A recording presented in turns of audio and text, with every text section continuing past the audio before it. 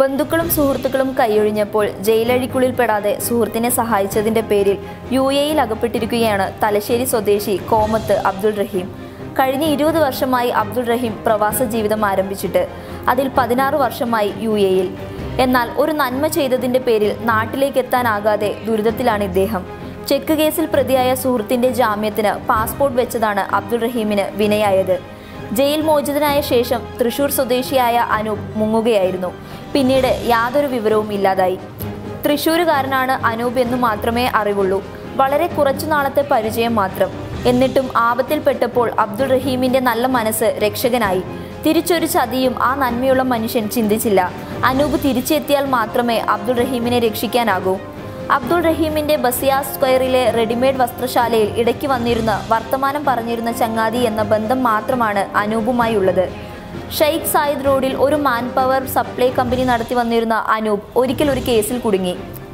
അനൂപ് ജയിലിലാണെന്നും വക്കീലന്മാർ പറ്റിച്ചെന്നും ഒരു കൂട്ടുകാരൻ പറഞ്ഞതനുസരിച്ച് നല്ല വക്കീലിനെ ഏർപ്പെടുത്തി ജാമ്യമെടുക്കാനും സഹായം ചെയ്തു.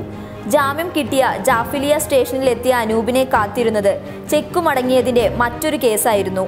ഒന്നുകിൽ നൽകാനുള്ള പണം അടയ്ക്കുക, അല്ലെങ്കിൽ പാസ്പോർട്ട് ജാമ്യമായി വെക്കുക എന്നതായിരുന്നു പുറത്തുവിടാനുള്ള വ്യവസ്ഥ. കയ്യിൽ പണമില്ല. പാസ്പോർട്ട് നേരത്തെയുള്ള കേസിന്റെ ആവശ്യത്തിന് ഗ്യാരണ്ടിയായി നൽകിയിരിക്കുന്നു. സഹായിക്കണമെന്ന് അഭ്യർത്ഥിച്ച് അനൂപിന്റെ ഭാര്യയും വീട്ടുകാരും ബന്ധുക്കളെയും സുഹൃത്തുക്കളെയും എല്ലാം സമീപിച്ചു. എല്ലാവരും കൈയൊഴിഞ്ഞു. ഈ അവസരത്തിലാണ് അനൂപിന്റെ ഭാര്യയും വീട്ടുകാരും റഹീമിനെ സമീപിക്കുന്നത്.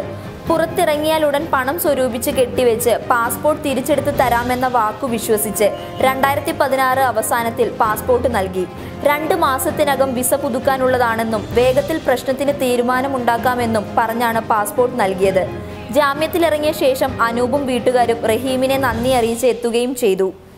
എന്നാൽ പിന്നീട് അനൂപും വീട്ടുകാരും അപ്രത്യക്ഷരായി. യാതൊരു വിവരവും ഇല്ലാതായി. ഫോണുകൾ സ്വിച്ച് ഓഫ്. അനൂപിന്റെ വിവരങ്ങൾ അറിയിച്ചിരുന്ന സുഹൃത്തുക്കൾ ഒഴിഞ്ഞുമാറി. അനൂപിനായി ജാമ്യം വെച്ച പാസ്പോർട്ടിൽ വിസ കാലാവധി കഴിഞ്ഞതോടെ റഹീമിന്റെ UAE-യിലെ താമസം നിയമവിരുദ്ധമായി.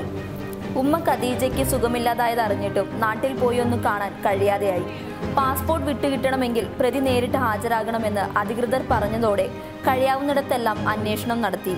ഉമ്മയ്ക്ക് അസുഖം ഗുരുതരമാണെന്ന് വീട്ടിൽ നിന്ന് അറിയിച്ചിട്ടും പോകാനായില്ല. കേൾവി സംസാരശേഷിയില്ലാത്ത ഭാര്യ ജസീലയ്ക്കും തീരെ സുഖമില്ലാതായി.